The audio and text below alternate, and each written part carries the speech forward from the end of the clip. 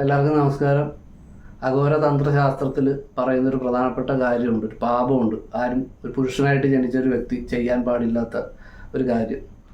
ഒരു സ്ത്രീയെ വഞ്ചിക്കാതിരിക്കുക, ഒരു സ്ത്രീയുടെ കണ്ണുനീര് വീഴ്ത്താതിരിക്കുക. അപ്പം സ്വന്തം ഭാര്യയെ വഞ്ചിക്കുന്ന ഒരുപാട് ആൾക്കാരുണ്ട്. ഭാര്യ അറിയാതെ തന്നെ സ്നേഹിച്ച് നിന്നിട്ട് വേറെ സ്വാർത്ഥ താല്പര്യം കൊണ്ട് വേറെ സ്ത്രീകളെ തേടി പോകുന്ന പുരുഷന്മാരുണ്ട്.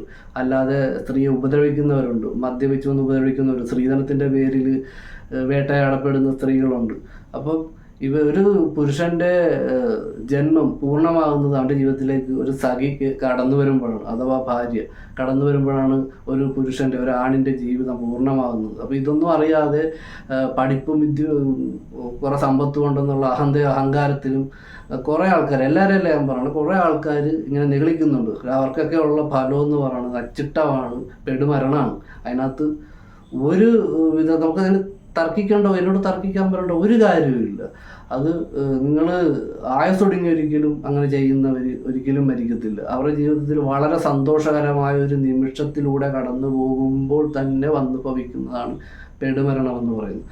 അപ്പം ഇങ്ങനെയുള്ള ആൾക്കാർ തെറ്റ് തിരുത്താൻ ശ്രമിക്കുക, ആവർത്തിക്കാതിരിക്കുക.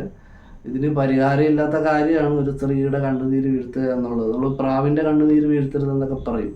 അതിൽ എന്തെങ്കിലും കാര്യമുണ്ടോ ഇല്ലയോ എന്ന് എനിക്കറിയില്ല. സാത്വിക കർമ്മപ്രകാരമുള്ള കാര്യമാണത്, എനിക്കറിയില്ല. പക്ഷേ അഘോര താന്ത്രിക വിദ്യയിൽ പറഞ്ഞിട്ടുള്ള കാര്യമാണ് ഞാൻ ഈ പറഞ്ഞത്. നിങ്ങൾക്ക് വിശ്വസിക്കാൻ പറ്റുന്നവരുണ്ടെങ്കിൽ വിശ്വസിക്കുക, അക്സെപ്റ്റ് ചെയ്യുക. എന്നെ ഇഷ്ടപ്പെട്ടെങ്കിൽ സബ്സ്ക്രൈബ് ചെയ്യുക, സപ്പോർട്ട് ചെയ്യുക.